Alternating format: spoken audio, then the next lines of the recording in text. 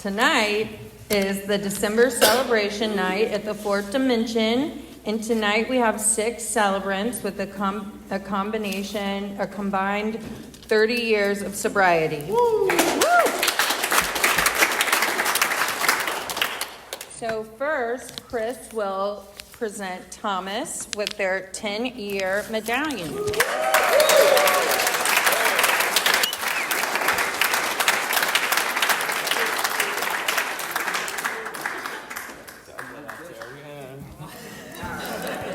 Everybody, my name's Chris. I'm alcoholic. Chris.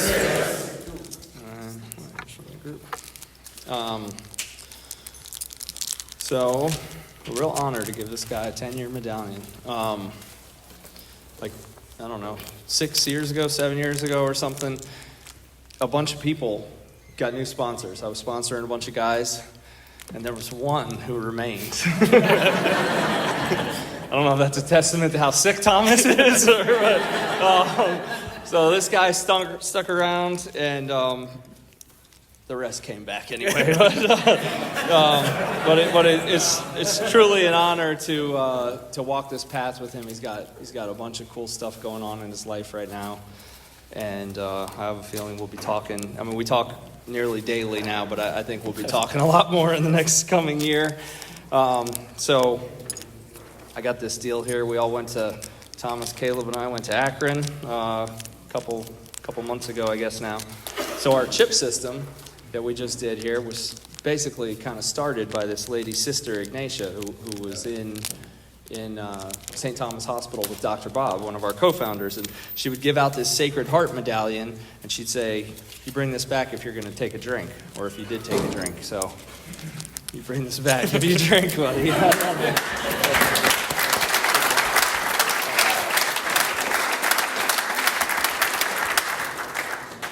How's everybody doing? I'm Thomas. I'm an alcoholic.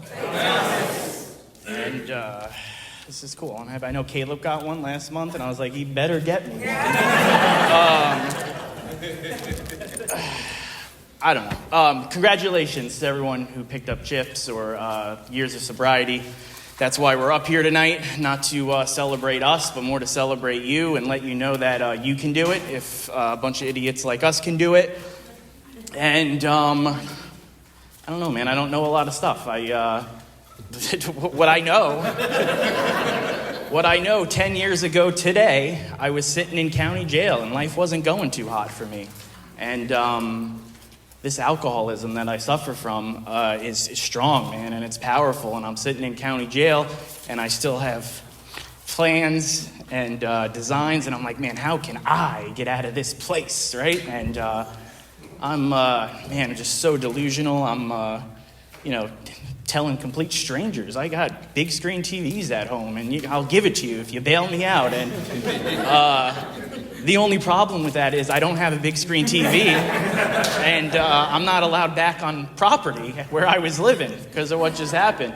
And I lived my whole life that way because I wouldn't worry about stuff like that. I'd worry about the emergency in front of me, and let's worry about the other 20,000 emergencies after I figure this one thing out. And thankfully, no one bailed me out, man. I mean, eventually, my lovely family over there did, but only after there was a place for me to go to. And the good news is, man, as powerful as this alcoholism is, this power and this fellowship that you guys introduced me to is so much more powerful and so much more bigger.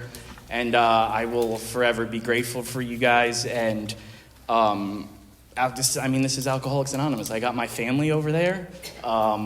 I got friends in this room who I consider family. I get to be a son and a brother and an uncle and soon to be a dad in like 4 weeks. And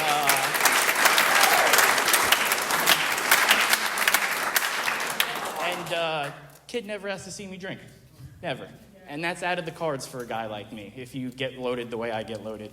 So, so thankful for this group. Literally saved my life, and this power that you guys introduced me to, and I love you, and I'll forever be grateful. Thank you.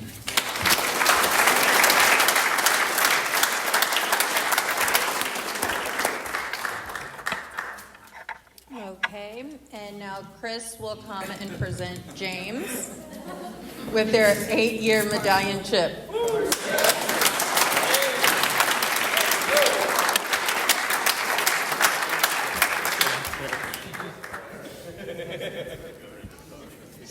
this lady, Sister Ignatia. My name's Chris. I'm alcoholic. Chris. And it's a true honor to walk this path with James. And if you've never taken a family trip with James, I highly suggest it. This guy is a planner, and he is good at what he does. He's like Chat GPT. He will map you out an itinerary, and we stick to it. And like the truth behind that is it's real cool to do stuff like that with his family and watch him be a dad and watch him, because I remember when this guy was sitting in a halfway house and he had none of that going on. He had, his mother obviously and his sisters, but he had no kids, no wife, nobody really wanted to take a family trip with him. And it's really cool to watch the guy he's turned into. I ask this guy stuff all the time, and I value his opinion and his experience, and it's a true honor to walk this path with you, buddy. I love you.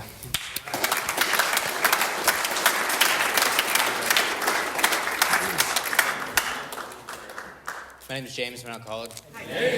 And I feel like 2 weeks ago I had like this really good thing I was going to say when I got up here. And then Christmas happens. It all kind of just flies out of the window. But, obviously this year is 8, but I went to my first AA meeting like over 15 years ago. I don't know, if that first experience I had with AA was what AA was, I don't know if I would have kept coming back. But what happened is I'm in a halfway house, and Chris and these group of guys come in, and they introduced me to a whole different side of recovery that I didn't know was there. And I didn't get sober that time either, I didn't get sober that time either, but the seed was planted, right? And so what happened is that just a little over 8 years ago, on December 21st, I sat on a park bench, and for like the 15th time in the last 2 months, I told myself I was done. That I was going to stop, I was going to go home, and I was going to get my life together.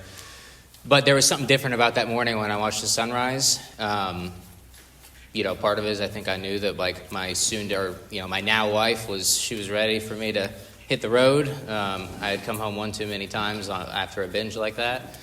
And I don't know, there was something different. There was something that felt different for me. And so now when I walk in at my house and say, no, you don't understand, something's different. This is the 15th time she's heard something's different this time. But there was something different for me, and I knew it. And we got to go Christmas caroling a few nights ago on Sunday night, and that was my first thing I did when I got back to AA. My wife dropped me off at Starbucks, and I went Christmas caroling with these guys, at halfway houses and detoxes. And, and then I sat in a car with one of those guys and did the first 3 steps. And my life, the first time I came in here, I just wanted to stop drinking. I just wanted to stop getting in trouble. That's all I wanted. Now, what AA has done for me beyond that, I can't even put into words. But I would say that the most important things that AA has done for me is it's given my mom a son back. It's given my sisters a brother. And it's given my wife a husband she can count on. So thank you.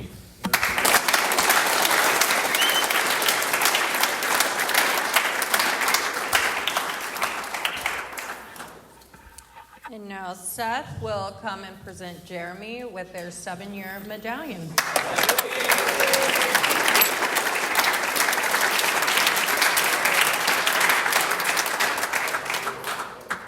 haven't been acting lately, have you? No. I got a story about it, though. My name's Seth. I'm an alcoholic. It's a privilege to be back here. It's amazing to see the power that's running through here and what God can do in people like ours lives. It's really amazing. Me and Jeremy talk all the time, and one of the times we were chatting, he asked me if I would, when I came to give him his medallion, and I'm definitely honored. I met Jeremy in the same treatment center that I was in, where these same guys came in, and they brought in a message. And it wasn't that great of a message. The hope was on their face, but their message was pretty dire. And it was that this is going to happen again, and there's nothing I can do about it unless I tap into something I've never tapped into. And thankfully, I did that, and wasn't too long after that, I went into the same treatment center and met Jeremy. And I remember at that meeting, he came up to me and he said, I'm not going to say exactly what he said, but he said, man, I think I'm screwed. And I was so excited. And I remember being at my house and getting ready for him to come over, and it's been such an honor and a privilege. Well, I'm not your sponsor anymore, but to walk this path with you. And the story about my coin is I forgot, and Chris Kelly, this is his 7-year medallion. Wow. Congratulations, brother.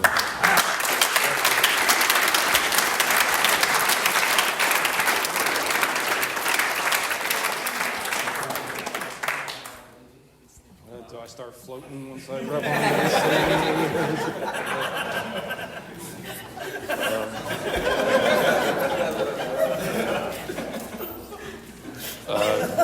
Thank you, Seth, very much, man. Or I'd say thank you. You've been gone for a while. That means Mahala. I don't know, man. I Googled it walking in the door. Yeah,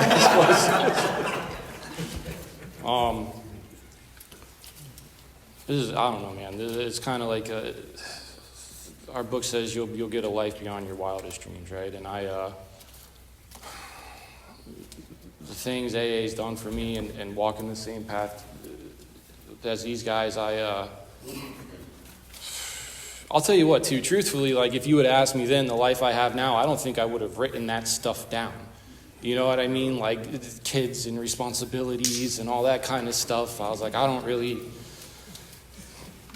Chris should, you know what I mean? He's built for that kind of stuff, man. I really don't want to. And the truth is, man, because we talked, and Seth talked about it, this being powerless over alcohol, and the message these guys really brought to me, and I'm so thankful, because I've heard watered down versions of it before, and I don't know, I didn't get that message, right? They hammered it into me so hard that you're going to get loaded again, man. If you're like me, you will get loaded again, whether you want to or not, and the chances are it's going to flank you from the side, and you're going to have no defense against it, and one day I'll feel like I'll change my mind about this thing, and I'll do it all over again. And the cool thing about that is once I'm so convinced of that, it slides me right into this deal where I'm willing to do anything, right? And I'm willing to I love them, you know? If you ever heard Seth's story, I promise you, it's not something you look at and you're like, this guy should run my life, you know? But I'm more than willing to do that, right? And our deal with this is what these guys did for me is they took my hand and they walked me through this same path, and they just took my hand and stuck it in God's hand. You know what I mean? And I didn't come into this thing with some, I don't know. I don't think I came looking for anything as much as I came running away from something, you know, and doing that. And these guys' hands were outstretched and ready to pull me in. And the power that happens to this, I mean, you got Thomas's. These guys are humble, right? So they don't really mention it in depth, right? But I mean, dude, Thomas, God, the same story as Seth. Thomas is going to have a kid. He's going to be responsible for a little human. And that on paper, that should scare the hell out of you, right? And I'll tell you, man, when I found out he was having that kid, the only thing I really felt was like, it's amazing, right? Because I know this baby's going to have two parents that love it to death, you know? Which is, I'm sure, little boy, right? You're probably going to name it after yourself, right? Thomas. Little TJ. Right? Yeah, Thomas Jeremy.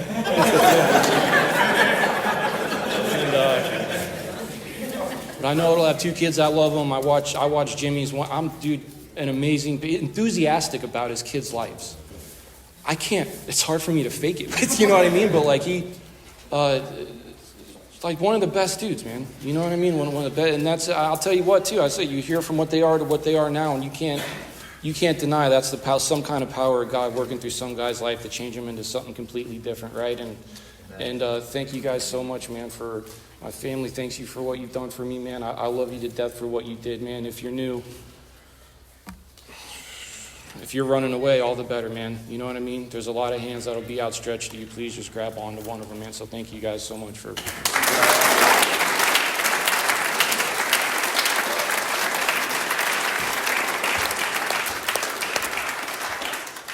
Okay, now Jeremy will come and present Timmy with his 2-year medallion.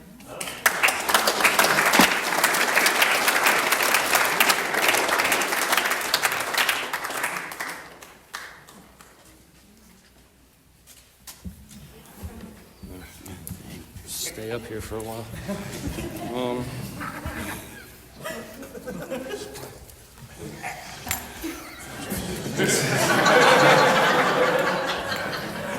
Jeremy, I'm alcoholic, and so oddly enough, right, I met Timmy in the same treatment center I was in, the same one that Seth was in, right, and some of us were going in there and taking this deal in, and I don't know, Timmy was kind of a last minute addition, right? He kind of just jumped in this group recently, and I don't know, I've just really gotten to know this guy over the past couple years, and I really,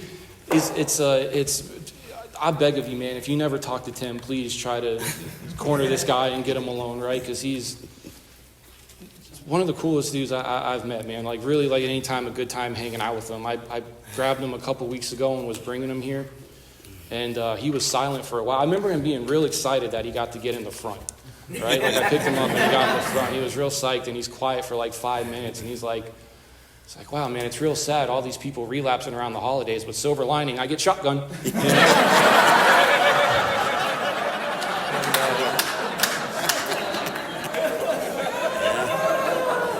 How do you not love a guy like that, man? So it's an absolute honor to get to do this with you, brother, and so good. Thank you so much.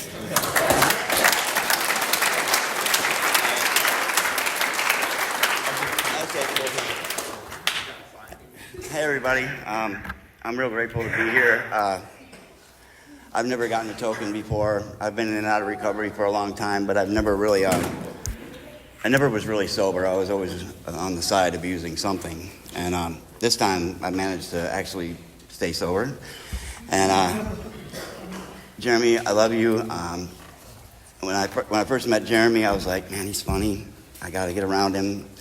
And he can probably, give me what else I need in recovery. We'll handle that later. But anyways, the community here is unlike any other community that I've ever been in. The guys here always have welcomed me when I'm around, and I've never been in anywhere like that. That would, shake your hand, come and hang out. And yeah, I would hang outside the circle of the guys congregating, but that was still fine for me because I knew I'd get in there. But I think the biggest thing, other than God and God working through all you guys, is that in my recovery, I got tired of being left behind. I'd see other people get recovery and move on and be successful and change and celebrate, and I'd always get left behind, and I just got sick of it. And I was just tired of being an emotional wreck all the time and hurting my family. And then when I got to Port Richey, which I didn't want to stay here, but God gave me this life, and he told me to take my hands off of it for a little while and just chill, just relax and let me handle it. And 2 years might not be a long time, but for me it is, to not take anything. Because I always had to feel, I had to feel different in some sort of way, or whatever. But I'm very grateful that I've made it this far, and it's a real honor to be in this group. You guys are great. I've never seen anything like it. I'm just very grateful to be here and being a part of it. And thank you so much.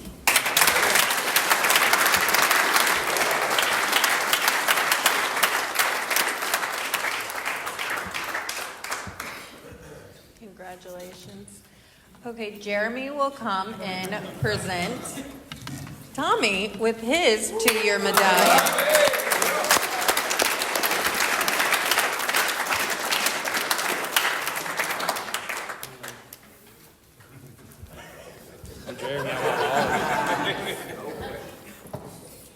What a miracle, you know what I mean?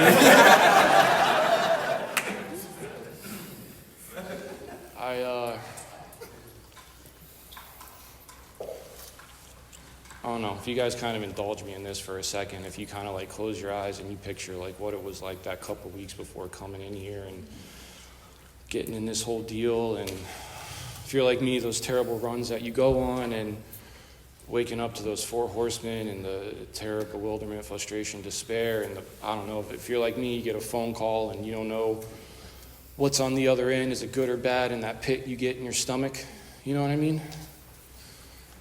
That's a lot of what it's like to sponsor Tommy.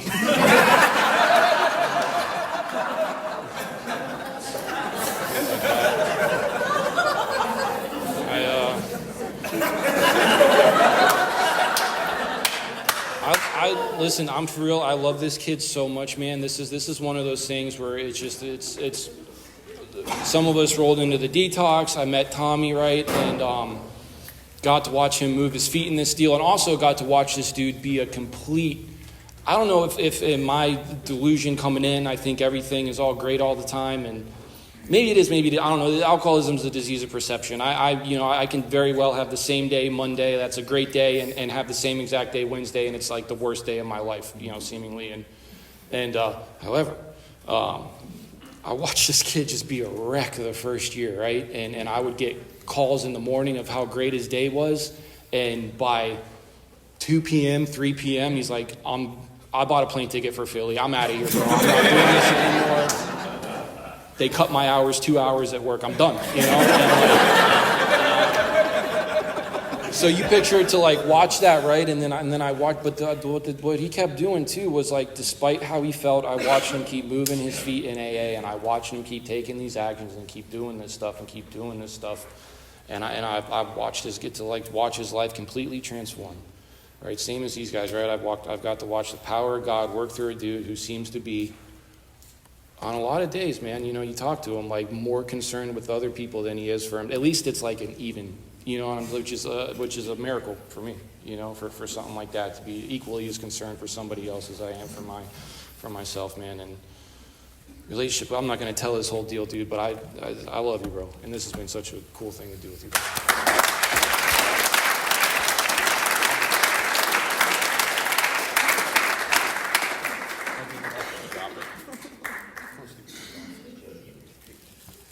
My name's Tom. I'm an alcoholic.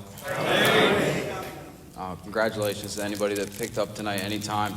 I think Jeremy's been thinking of that bit since last year. He didn't think I was going to make it either. Really, he was probably going to roast me last year, but he was scared I was going to kill myself. That's what he told me after.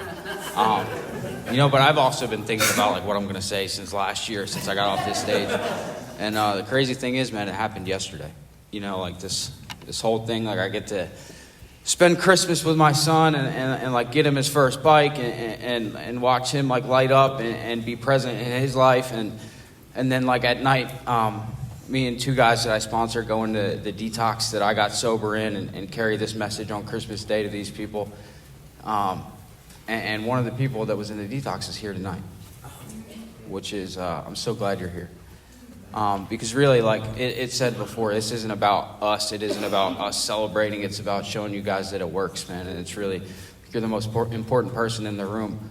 And if you just grab a hold of this thing, man, I promise you I'm of the hopeless variety. Of myself, I'm not showing up as a father to my son. I'm not employable. I'm a derelict that burns cardboard to not freeze to death, That is my past up to Alcoholics Anonymous. That is what the best I could pull off, my best foot forward. And Jeremy carried that message to me that in not so kinder words that I'm completely screwed and then I'm going to do this again whether I want to or not. Nobody had ever told me that. And I bought into that idea and I go through with this work, man, and it transformed my whole life. I don't know, man.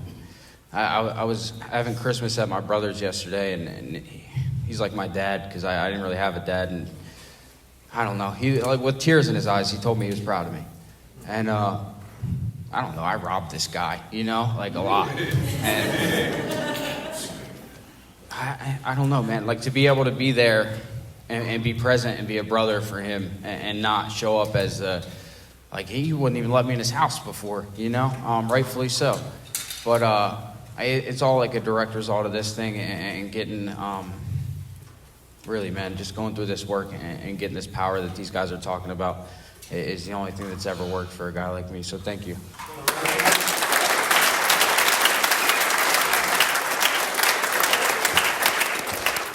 Congratulations.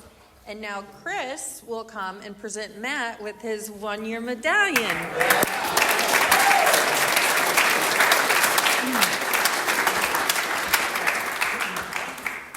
Different Chris. Still an alcoholic. Yeah, man, these nights are really cool. Like something about celebration nights are really awesome. Particularly, tonight I get to see my sponsor pick up a chip. I get to see Sponsy Brothers pick up a chip, and I get to give this young man a chip right here. I met Matt in the same rehab that half this room was in. So it was cool, man. He was in there a really long time. I met him, didn't really see a lot of him, and then he ended up at this halfway house, and he was 10 months sober, and he never worked a step.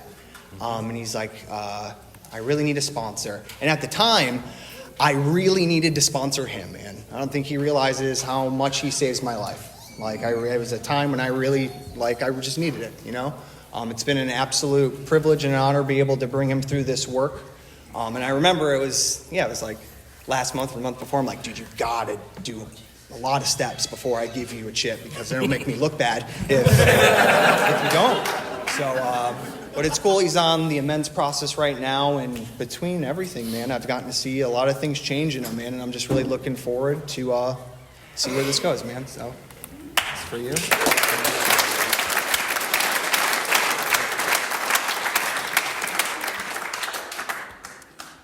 Hey, I'm Matt, and I'm an alcoholic. Yeah, my journey into AA, first AA meeting I went to was down in the Dry Docks back in November of last year. And I'll be honest with you guys, I didn't want to get sober. I was court ordered. It was the judge telling me that, hey, this is what you need to do if you want your life to get better. I didn't believe her. I continued doing everything that I was doing, and I kept getting loaded, and I just couldn't get it through my head that I needed to stop this. That's when she said, hey, you're going to rehab. And I was like, sick, cool, say less. But before that, I got the detox in, I got the detox in jail, which was so much fun. I spent about a month in county jail, great time. And after I got out, I got to this treatment center. Still really didn't want it, but I had no choice at that point. It was around probably the third or fourth month at this treatment center, seeing guys like Jeremy and Caleb and everyone bringing meetings to this treatment center and hearing their stories that made me reconsider this and actually made me realize that this is what I wanted, that a sober life was better, I wasn't getting anywhere in the life that I was living, and, I actually started to want it, and I've come a long way since then. I want to make this the rest of my life. I haven't had any slip-ups yet, and I don't plan on making any, but I can't make any promises, just like anyone else, But I'm going to keep taking it one day at a time, and this is my new home. I feel home here, I love every single one of you guys, and you guys are my second family, And yeah, thank you guys very much. That's all I got.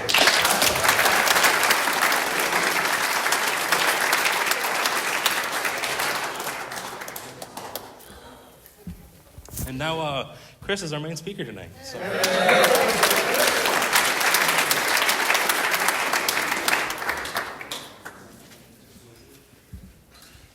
Hey, I'm back. How you doing? I'm Chris, and I'm an alcoholic.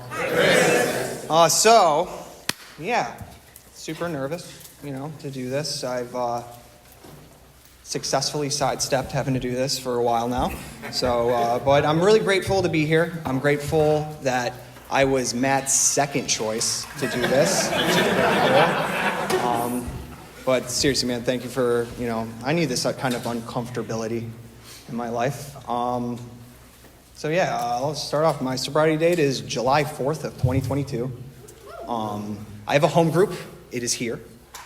The guys in this room, straight up saved my life, man. So it's something about the first time I walked in here that I've been in and out of rehabs my whole life and treatment centers and got brought to meetings, and there was just a different feeling the first time I walked into here, I have a sponsor. He's a jerk. His name is Jeremy. He's back there. But no, seriously, man, I love you, buddy. I'm grateful I get to walk this path with you. It's really awesome. And I sponsor others, And, that's kind of the things that kept me in this thing. But if I go all the way back, man, I was a weird kid. I was an only child, So, I spent a lot of time alone, playing by myself, just, being alone, really, you know what I mean? My mom was a single mom. She was a good parent. She moved around a lot, She didn't get married until I was like 11 or 12, so everything up until that point was kind of like different house. Her with a different boyfriend, just all over the place, And every time I'd be in a new school, I would, I don't know, I just found myself always wanting not what I had, Like other kids, what they had, I wanted that, where it came to the way they dressed and their clothes and just the way they acted, like anything that wasn't me, And come to find out, I don't know, man, I was suffering from alcoholism my whole life, man, And I can't even really think of a time when I didn't feel like that until I had my first drink, right? I was about 12 or 13 years old. Right? Me and a buddy went into my mom's liquor cabinet and got a bottle of VO whiskey, and it was awful.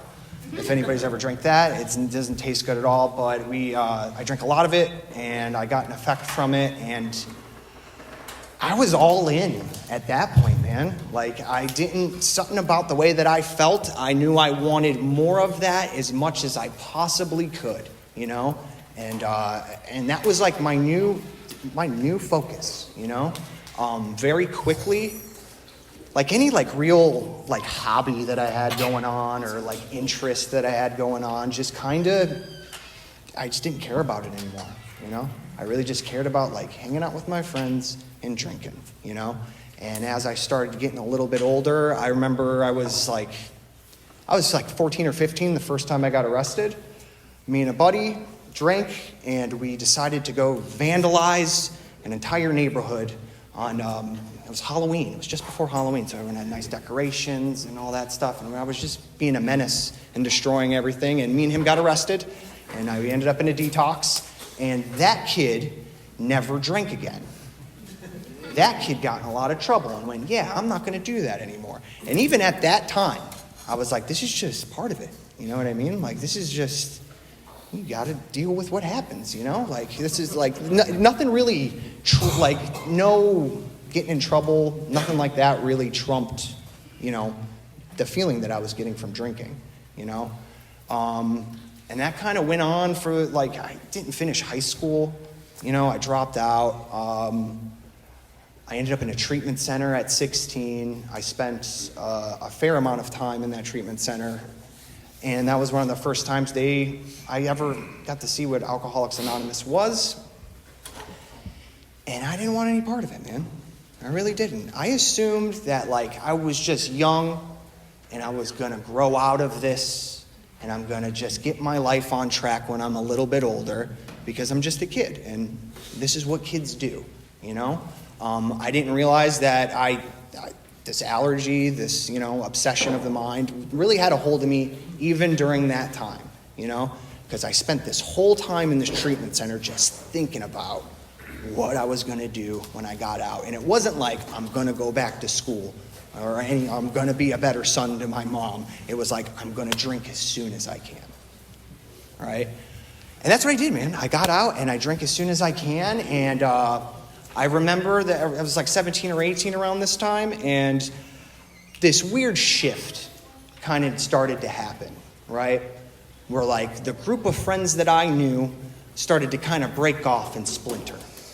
And about half of them went to college and started having kids and careers and all of that, and they just kind of stopped partying, right? And then there was me and guys like Jeremy who just kind of didn't stop, right? And life got really bad really quickly around then. Before I knew it, I'm just stealing from my mom. I'm stealing from my family. I can't maintain a job for more than a couple days. And that just felt normal, I was horrible in every relationship that I was ever in. And I was just always kind of waiting for the thing, Like that thing that was gonna happen, that was gonna set me straight, that's gonna, be the thing that makes me better and okay. So I started like looking at what normal people had, jobs and cars and girlfriends and kids, and that's the thing. That's the thing I need, right? So I'm about 20. I have this girlfriend. Mind you, high school dropout, never worked a day in my life, crippling alcoholism, and I have a really great idea where I go, I think having a kid is the thing that's going to fix me. I didn't know my dad growing up, and I was sure that was the reason I was doing what I was doing. So I have this kid, man, right? And I'm nervous the whole way through, and I remember the whole time she was pregnant, just kind of being like, yeah, I'll stop. I got 9 months. I'll stop in a month, And then it kept getting closer and closer and closer. And I remember like a month before, I kind of cleaned up my act a little bit, kind of slowed down. And when my son came into my life, I exploded, right? Very quickly, the mother of my child leaves me. Yeah, it's funny, Michelle. Thanks.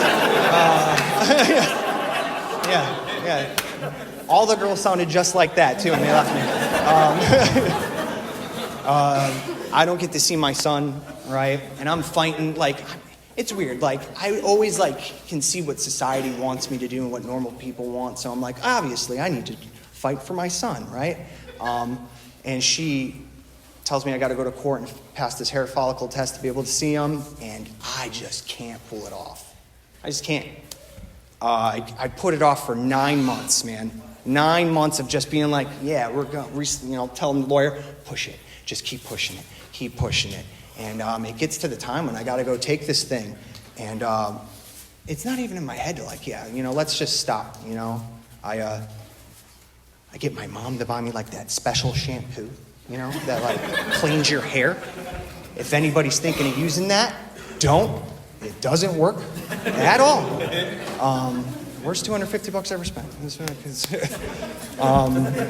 So yeah, I lose the rights to see my son. I don't get to see him anymore, and this weird sense of relief happens. It really was I couldn't explain it at the time, but I was like, oh, cool. I don't have to worry about him. I know he's being taken care of. Now I can get loaded the way I want to get loaded without saying boo to anyone, And I also have the best excuse I think I ever had to get as loaded as I wanted to. My son got taken away. How dare you? And it just, things get bad during this time. I can't maintain a place to live. My mom, God bless that woman, man. She put up with so much for so many years. I'm just living at her house, mooching off her, eating all her food, disappearing with her car. It comes back in mostly one piece. Stuff like that happens. She just gets tired of it. And she tells me I'm being sent out to Arizona, right, to get sober with my dad, right? I had not met my dad more than a couple times up until this point. The way my mom described my dad was this very angry Irish man who got everything he wanted with fear and intimidation, which is weird because you wouldn't think I'm his kid by looking at me. But when I met him, he wasn't like that, right? He was really calm and even keeled, and I found out he was sober for 10 years through Alcoholics Anonymous, right? And that was the first time I met him, right? But then I get sent out to, get sober with him. He's not sober anymore, right? And he neglected to tell. He was like, yeah, send him on out. Yeah, it'll be good. Me and him will figure this out together, Dude, and I just met a version of me that's taller and has more muscles and stuff. Scary guy, he really is. And we just got loaded together for almost a whole month, right? And my mom kept calling and being like, are you feeling better? And I'm like, No, I'm still sick. Like, I don't know why. I'm still feeling this way. The DTs are real bad, Mom. Like, I don't know what's going on. And it all kind of just came to a head, man. It came to a head. We freaked out on each other. He kicked me out, and I stormed out. Like, yeah, you know what? I'll just go. I'm in Phoenix, Arizona. I don't know where I am. I don't know who anybody is. I don't know I don't know which way's north in this state. Right? And I'm walking, and I'm sick, and I don't feel good, and I just, like any self-respecting man, I just need to get a hold of Mom.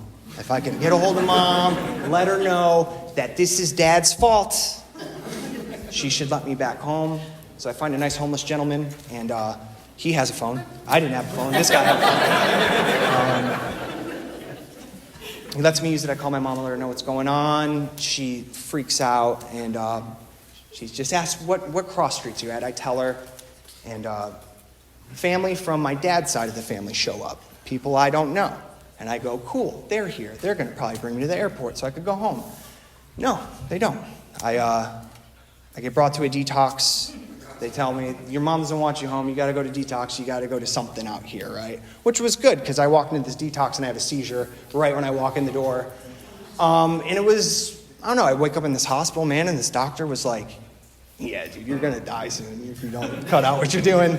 And it was the first time I was, like, scared. It really was. It was the first time I was scared of, like, dying. So, like in Bill's story, man, fear sobered me for a bit. I went to a halfway house, and I got a sponsor. I, like, begrudgingly did some steps, and I didn't put out any effort because I knew I was going back to Florida at some time, so I'm going to do the least amount as I can possibly do, and I just didn't feel any better, right?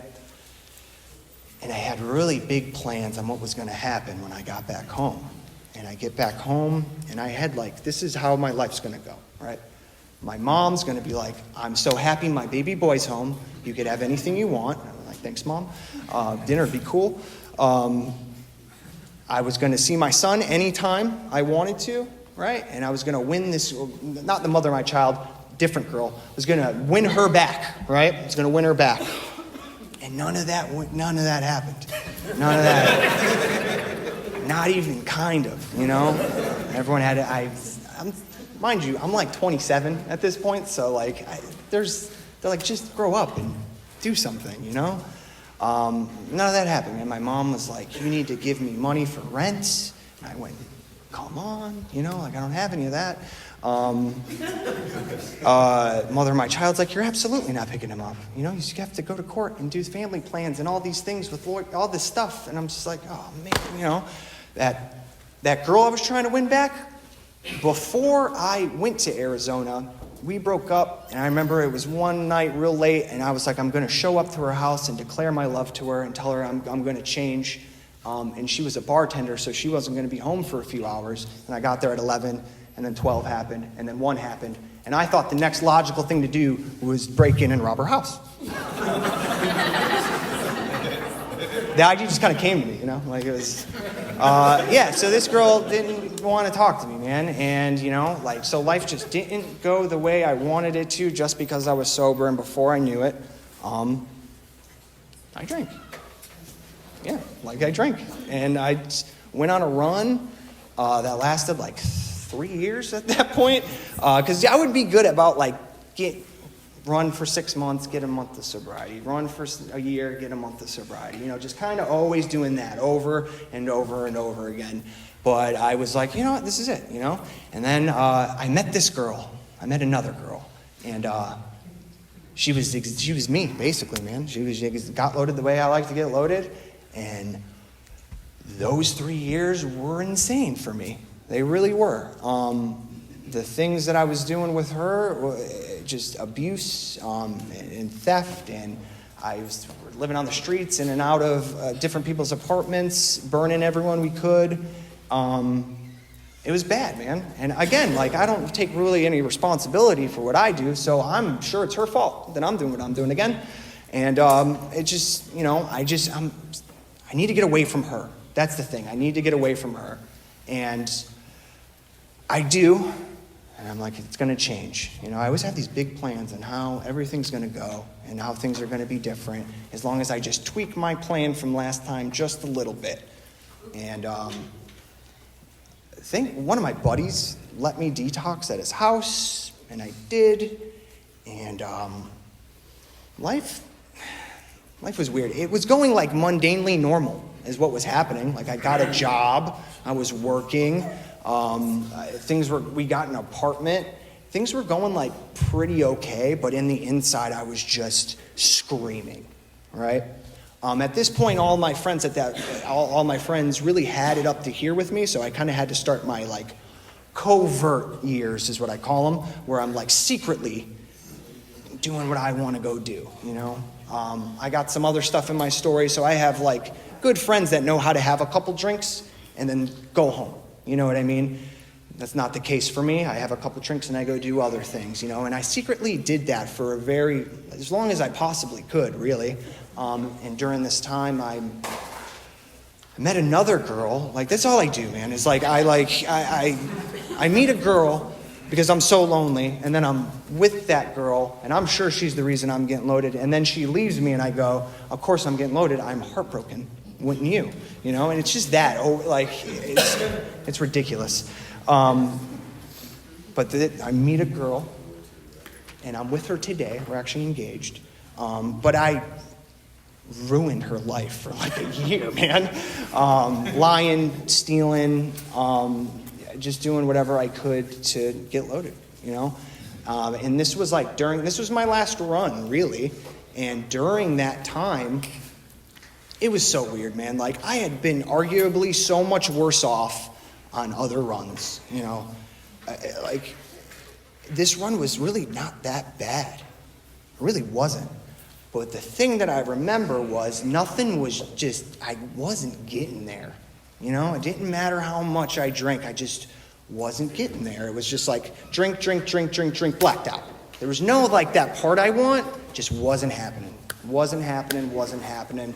And I was so miserable during this time. I wanted to die. I really did. I was in that hopeless state that this book talks about, which turns out a pretty good place to be for this stuff to work. So, I don't know, real quick, man, my whole life just kind of imploded really fast. Lost my job, you know.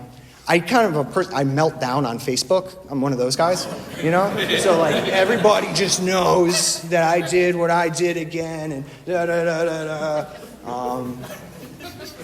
No one cared. Nobody. I was 32, and they're like, yeah, man, you've been doing this since you were 15. Nobody cares anymore.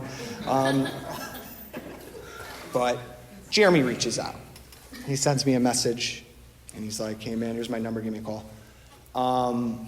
I grew up with this guy, man, and I say this a lot, but you ever grow up with somebody, and you go, as long as I don't get as bad as that person, I should be fine.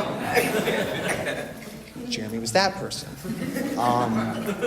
But even over the phone, man, I could tell he even talked different than he ever did. He was probably because he was actually making complete sentences, but he talked different, man. And I could tell, I didn't know at the time, but he was plugged into this deal, you know? And dude, it's really God's grace because, like, I didn't really want to go, but, like, I had nothing going on, and I had no real plan. I always have, like, a really good scheme, what's next. And I was just like, I got nothing, man.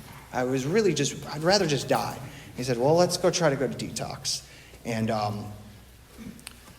was like, all right, man, I've been to a bunch of those. Why not? Let's go to detox, you know? And I go to the meeting in the detox, and I remember, man, that was like my first spiritual experience. And it ended up, it was Jeremy, Brandon Spencer, and Steve-O. Makes Jeremy look super normal, those two guys. And something about the way all these, dude, they were talking about me, which was weird because everything else doesn't scream me, you know, but like the way that they start and they can't stop, and when they stop, they can't stay stopped, right? And they were laughing and joking and all this stuff, and I hated them for it. I really did, but it sparked something, man. It sparked something to where I was just like, all right, I'll do something. So I asked Jeremy to be my sponsor, and I got out of detox on a Friday, and he brought me directly here. And it did something, man. And it did something, and I was still like detoxing. I definitely had COVID, so I'm sure I got someone sick. And I was like, oh, dude, I have COVID. I don't think I could go. And he's like, you'll be fine, dude. Like, like, it'll be all right. Just come. But it did something, man. And I don't know. I'm really grateful for that little moment in my life. And then the very next day, we started step work, right? And I left that writing a fourth step, So everything happened really, really fast for me. And that's what I needed. And that's what I needed at the time. I needed this to happen now. I didn't need to wait. I needed to get well. And I remember being like, man, are you sure we're not going too fast? He's like, we need to get you better so you could bring other people through this work. And it sounded ridiculous at the time. But that's what I needed. And I remember I just got as involved as I could at the time, really. And something like 3 months went by, 6 months went by, and a year went by. And I remember getting my year medallion, and I was sober, and I didn't want to kill myself, which is weird. Those are two things I don't get at one time. And I was happy, man. I was cool with living in a halfway house and walking to work and making really shitty money. Oh, sorry, pardon my language. Making really bad money. I was like, it felt natural and it felt real and it felt good. And a bunch of cool things happened, man, that I didn't really expect. I get to see my son, like, whenever I want. He's 13 now, and he's just a little version of me, which freaks me out so bad, man, because I'm just watching me happen, But I get to be there for him. I get to be present in his life.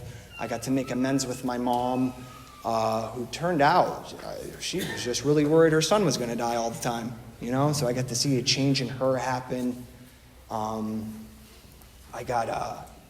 employable today.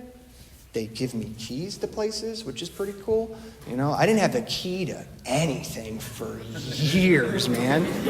For years. So, just little things like that start to happen, One quick, the really little things that I noticed where I was like, whoa, that's mind-blowing. My whole first year, I worked at this restaurant, right? And I got a lot of cash tips and change. And I built up this huge change collection in my backpack. And one day I was like, oh yeah, I need to get rid of this change. And I went to a Coinstar, and all the money was mine.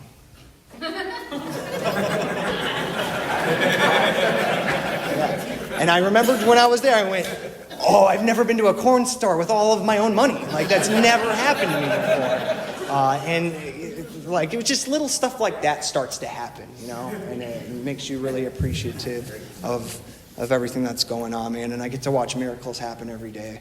I don't really see things as they're happening to me, but some of the guys I get sober with, I get to see their lives change immensely, so I'm really grateful for that.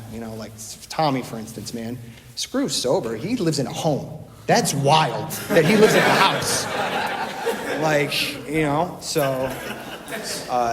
But I don't know, man. Really, I'm super grateful to be here. I'm really happy that I got to fall into this deal with this group of guys. And thank you for letting me speak.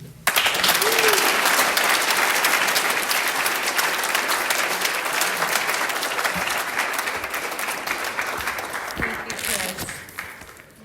We have passed the basket in accordance with the seventh tradition. Also, a second basket went around for the ASL donations. You can pick up meeting sheets at the podium after the meeting. And let's give tonight's speakers another round of applause.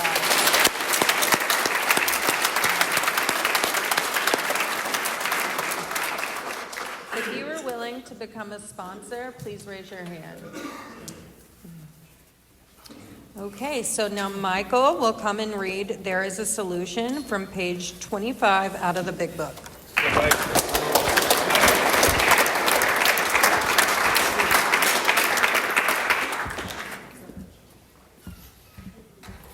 My name's Mike. I'm an alcoholic. There is a solution. Almost none of us like the self-searching, the leveling of our pride, the confession of our shortcomings, which the process requires for its successful consummation. But we saw that it really worked in others, and we had to come to believe in the hopelessness and futility of life as we had been living it. When therefore we were approached by those in whom the problem had been solved, there was nothing left for us but to pick up the simple kit of spiritual tools laid at our feet. We have found much of heaven, and we have been rocketed into a fourth dimension of existence of which we had not even dreamed.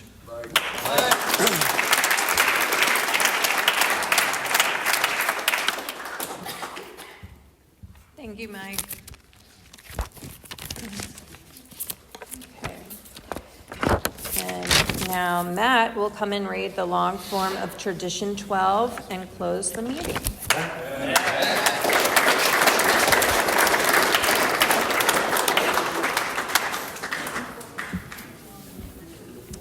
I'm Matt, and I'm an alcoholic. And finally, we of Alcoholics Anonymous believe that the principle of anonymity has an immense spiritual significance. It reminds us that we are to place principles before personalities, that we are actually to practice a genuine humility. This to the end that our great blessings may never spoil us, that we shall forever live in thankful contemplation of Him who presides over us all. For those that care to join, we will close with the Lord's Prayer.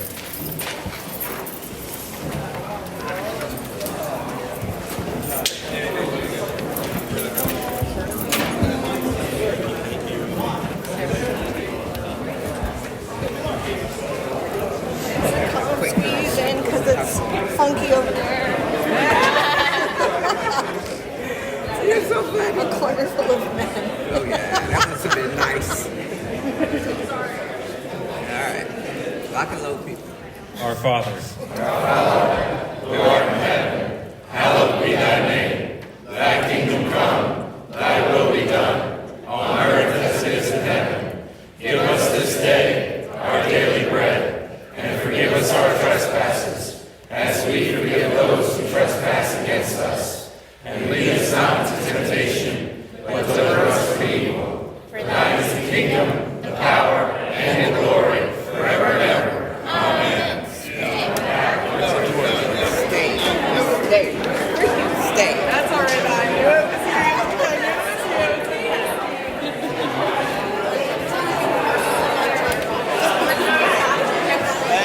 Congratulations, buddy. Fuck yeah. Thank you very much.